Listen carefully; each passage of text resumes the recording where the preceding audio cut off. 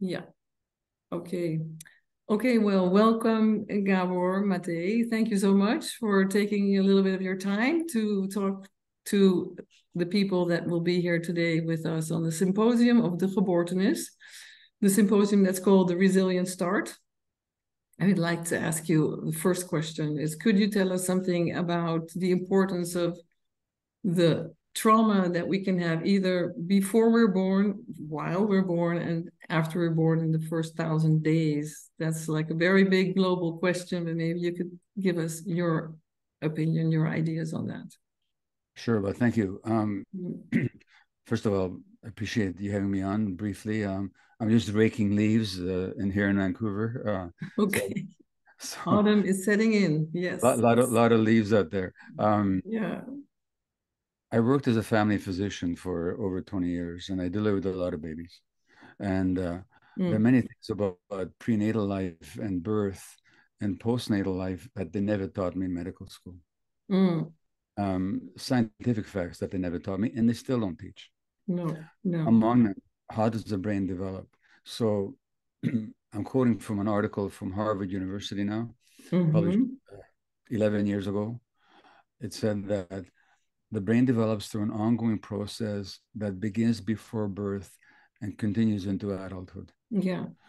Which means that already what happens in utero has an impact on brain and therefore the mind development of the individual being gestated.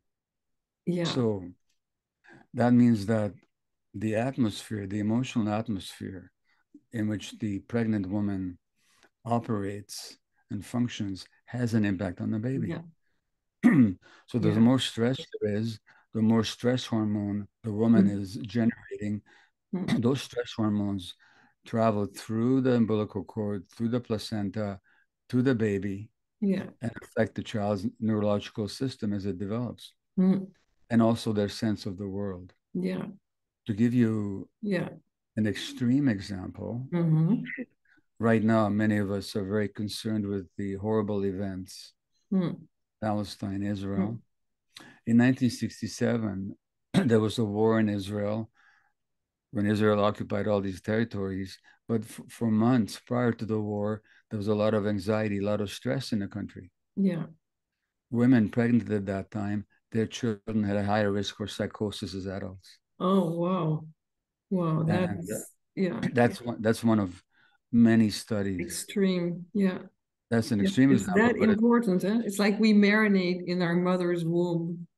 That's we exactly take in everything, all her emotions, all her stress, with great effects later on. That's exactly right. And so that we know from multiple studies that the more stressed or depressed or anxious the pregnant woman is, the more likely the child is to have mental health issues later on, attention deficit problems, behavior problems, and so on. So that's during pregnancy. And as Rachel Yehuda has shown, it not only affects the brain development of the as genes function after birth.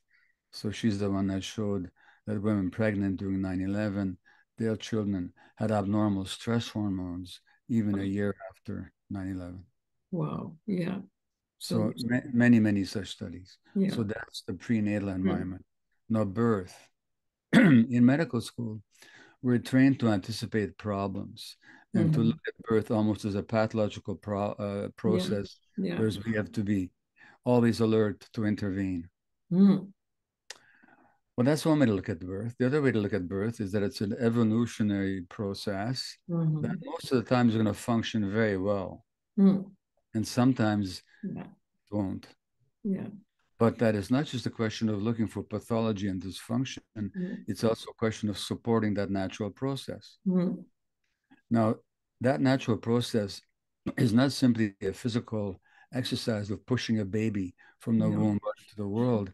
It's also a biochemical experience where hormones are released in both the mother and child that support their bonding. This is called a love cocktail. This happens during natural birth or non-operative birth. Now, if you look at the statistics, here in British Columbia, Canada, where I live, the cesarean section rate is almost 40%. Wow. And this is true in many parts of the world. In some countries, it's more than 50% now, especially in areas of Latin America and China, especially with more well-to-do women. It's like women are alienated from their bodies. Now, cesarean sections can be life-saving for mother and child. And they should be used about, the best estimates are 10 to 15% of the time. But when it's happening 40% or 50%, that means we're interfering with the natural process. Yes. And that interferes with the bonding. And that also interferes with the mother's capacity to parent instinctually, because she comes not to trust her own body. Yeah. There's far-reaching effects. So, not to mention the way we medicalize it with lights and noises and machines. It's actually, there's a new phrase called obstetrical trauma that wasn't even used when I was in medical school, but researching my most recent book, The Myth of Normal, there's a phrase, obstetrical trauma, which simply means the trauma imposed on the woman and the infant by the way the medical system mechanizes birth. So that has huge impacts. And one of the major ones I mentioned, the woman comes not to trust her own body, her own instincts, which is a significant burden on how she parents the child. Yeah, of course. Then we have afterbirth. Yeah. Or what happens following birth. What's meant to happen is breastfeeding is meant to happen. Now, if you look at North America, very few women are breastfeeding after 6 or 7 months, and many of them don't even get to that point. The breastfeeding is not, it's not a luxury. It's the way nature had us develop. There's a reason for it. Yeah. Because the British American anthropologist Ashley Montagu talked about what he called exterogestation. Now, enterogestation is gestation in the womb. Exterogestation is the next 9 months, because the human child, from the point of view of biophysiological development, doesn't get to the point that other animals get to at birth until 9 months of age. The only reason we're born when we're born is because our head is too big. Exactly. So we can't afford to stay in any longer. But that doesn't mean we're developed. No. So that the close connection with the mother's body, that's what he calls gestation outside the womb. Well, as soon as that's interfered with, and in the United States, 25% of women have to go back to work within 2 weeks of giving birth, which is a massive abandonment of children. I know that it is much better in Europe because there's maternity leave and so on. But the general phenomena of women getting disconnected from their bodies and losing touch with their instincts and being given parenting advice that further suppresses their instincts, like don't pick up the baby when they're crying. That's universal.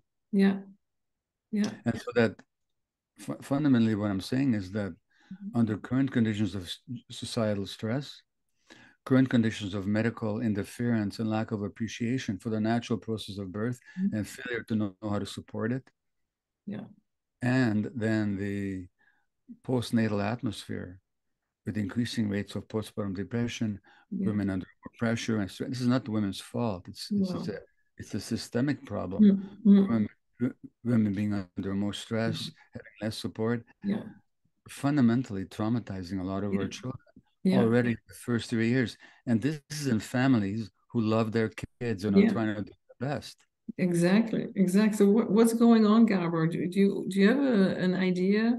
Do you have a take on what's going on that we're doing all this in spite of all the research that's there about the prenatal, the importance of the prenatal period, importance of birth, the importance of the first 1,000 days? Well, what's strange here, Ingeborg, is that if you look at indigenous societies, they didn't need research. No, they knew it all. Huh? They just did it, you know? And they held their kids all the time. They didn't put them down, they let them cry. Breastfeeding, the average in hunter-gatherer groups, the average age of weaning is 4 years. Yeah, it's amazing. I know, it's You know, amazing. and by and large, they didn't Yeah. hit their kids. No. Kids were on the parents the whole day. Yeah. So this is how we evolved. Yeah. So what's happening now is that we're living in a culture that goes contrary to human needs and evolutionary human nature. Yeah. And that's not the fault of any one particular individual. That's the nature of the culture that we live in. If I can be self-serving enough, this book of mine, The Myth of Normal Trauma, Illness, and Healing in a Toxic Culture. I think it's appeared in Dutch already, or will be. It's there. And what I'm suggesting is that this culture is toxic. In other words, it has interests that have nothing in common with meeting human needs, and that's what's going on in a nutshell. In a nutshell, that's what's going on. Yeah, but now we do see that there is a shift in focus from a paradigm that was more symptom oriented to, thinking like, what's wrong with you? We got to fix you, to what happened to you. So we are shifting to becoming more trauma informed, and there's going to be more trauma informed care. Can you say something about the birthing pains maybe of this new paradigm? Well, the new paradigm, every society will create problems that there'll be a response to. So in response to the burgeoning problem of mental health issues amongst young kids, rising depression, anxiety, attention problems amongst kids, in North America at least, suicide rates are rising amongst kids. People are starting to see what's going on here. Now, what we know is not going on is genetic disease, because genes don't change in 10, 15, 20 years. Exactly. So something is shifting, which is social. Yeah. And in response to that, there's been far more interest in understanding human development, child development, brain development, decades of research, and the impact of trauma on all of that. Yeah. And so that there is a new paradigm that's emerging.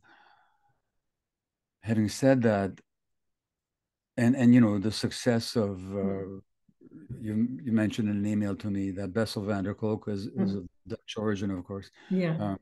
He was speaking there, and his book has been translated into over 40 languages. My book has been translated in 35 languages. Yeah.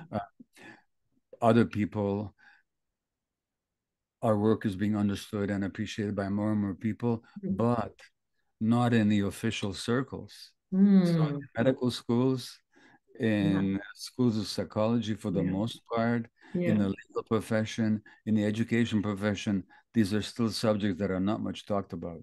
So the new paradigm is emerging to the work of people like yourself, to the work that I do, people that have work that many people do.